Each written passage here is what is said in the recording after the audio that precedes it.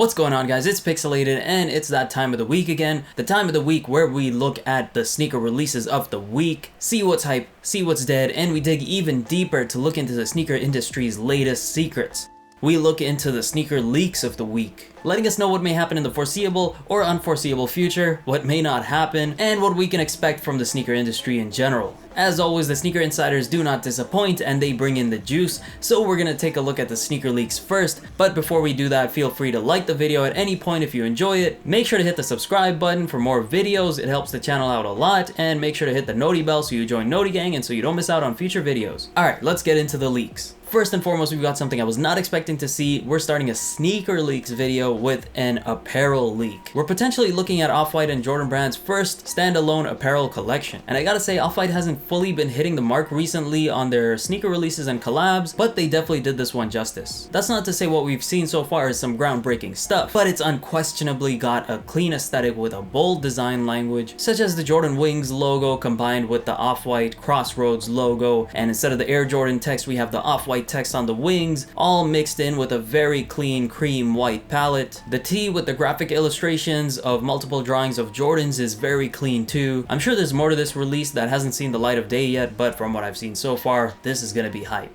Next, we have the Salehe Bembury's New Balance 2002 Rs. This sneaker has been making the runs on sneaker websites and Instagram pages for a few weeks now, and although I thought they were sick when I first saw them, there really was no information about them at all. However, time went by and finally we have some info, such as a release date. These sneakers are super vibrant and you can tell the materials on them is really plush. I either love or hate a super vibrant shoe, and that's just the way it goes when a shoe leans so strongly on one very strong, bright, vibrant color palette. Some people are gonna love it if it's a color they like, and the rest are just gonna hate it because it's a color they don't like. The sneakers are releasing on October 23rd. I'm not sure of the price yet, but these are definitely gonna be hype. Next leak we have is just Cardi B announcing that she has a sneaker deal now with Reebok. She will supposedly be releasing an entire footwear collection with the brand. We don't know what this collection is going to consist of just yet, but we have this one singular image. I'm not going to get demonetized for this, right? Yeah, this is Reebok. Reebok shot this photo, I'm pretty sure, so should be alright. So far we can see one pair of shoes in this image. The shoe that we can see is being dubbed the Reebok Club C Cardi. To me, it looks very similar to what Rihanna did with Puma with the Rihanna x Puma Creepers. It has that platform looking midsole. It's a nice sleek silhouette. I'm assuming the track pants she's wearing are part of the collection too. I couldn't really tell you much. This is a little out of my wheelhouse, but I'm assuming because this is Cardi B's first sneaker,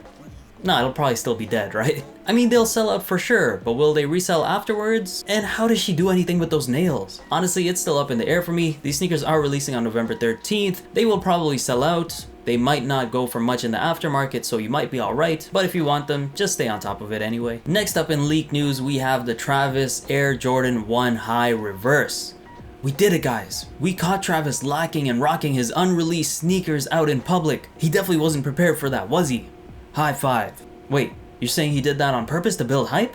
Yeah, right, whatever. Look, we don't know if these are going to release to the public yet or ever, or whether they're just a sample pair or a one-of-one pair that only he has, but my guess is eventually we'll see a release for these shoes. I'm not the biggest fan of this reverse Travis Jordan 1 colorway look. However, this is a Travis Jordan 1, which is a recipe for hype. In other words, if these do release, they will definitely be hyped and cleaned out of stock shelves in an instant. Next up, we have the Cactus Plant Flea Market or CPFM x Nike Dunk Low Pure Platinum. Now, I don't know about you, but this was the biggest U-turn in sneaker leak history for me. The leaks that happened about this collaboration months ago showed two pairs of dunks that looked vastly different than the dunks that we are actually getting. And of course, the people who saw and were anticipating the initial two pairs that leaked, the mock-ups that leaked, were probably confused when they saw the actual pair that's releasing, because there's literally no correlation between the two. As a fan of CPFM myself, I was really looking forward to the mock-up pairs that I had seen also, and I gotta say, I'm still on the fence about these when it comes to a personal pair. No doubt, with all the rumored to be Swarovski crystals on it, these will truly look flashy on feet, but you definitely have to be in a certain mood or have a certain fit to be rocking these. I gotta give credit to Cynthia for thinking out of the box on these, because it'll definitely make wearing sparkly studded shoes normal again. I actually love the inside of the shoe. The waffle perforation pattern kind of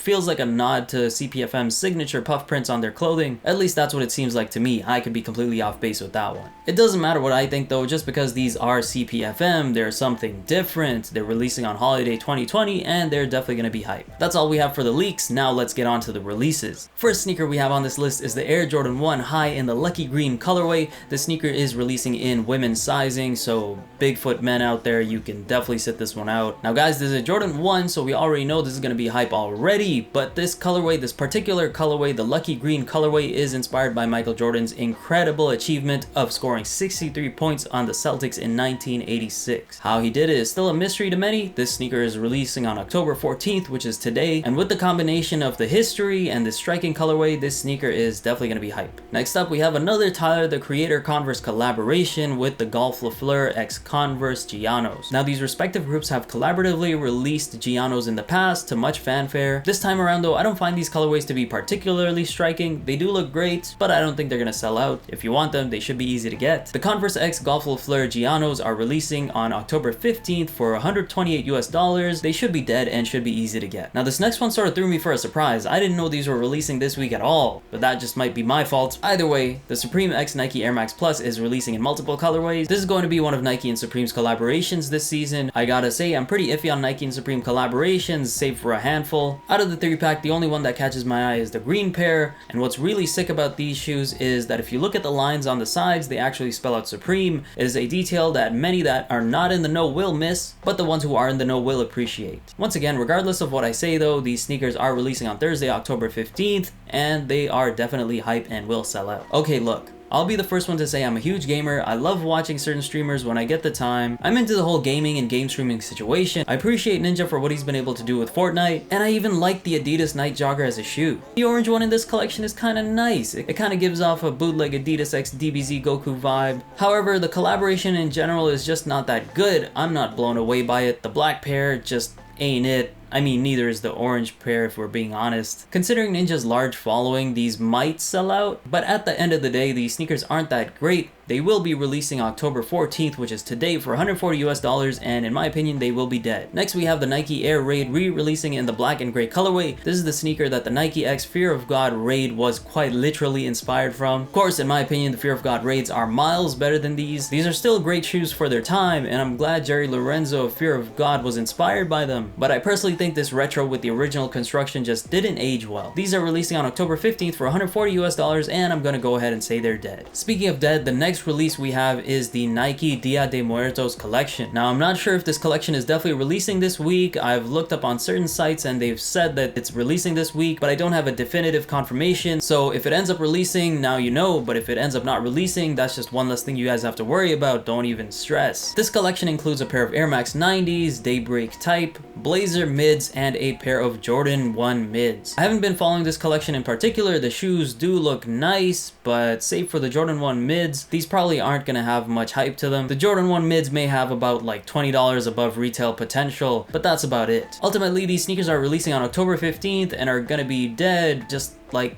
how they're themed after a holiday that's meant to celebrate the dead.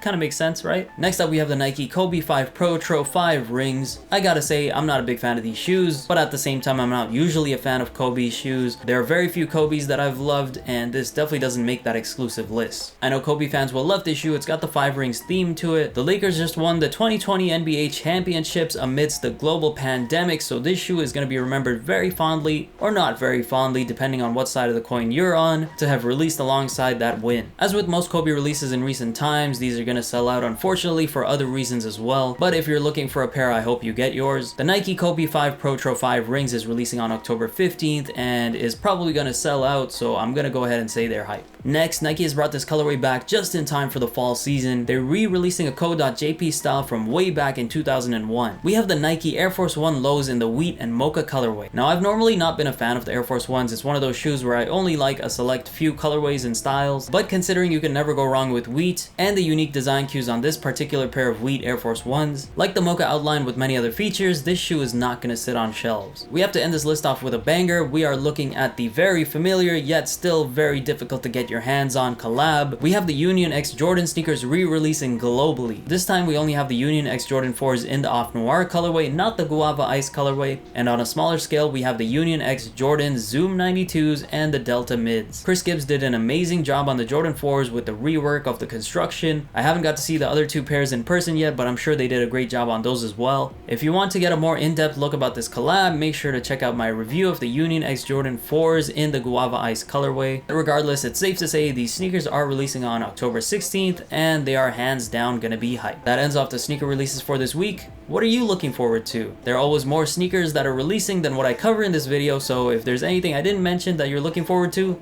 let me know down below. Remember, you don't have to be buying a pair of shoes to be looking forward to them. That's it for me. I'll catch you in the next one. Pixelated needs a mocha frap.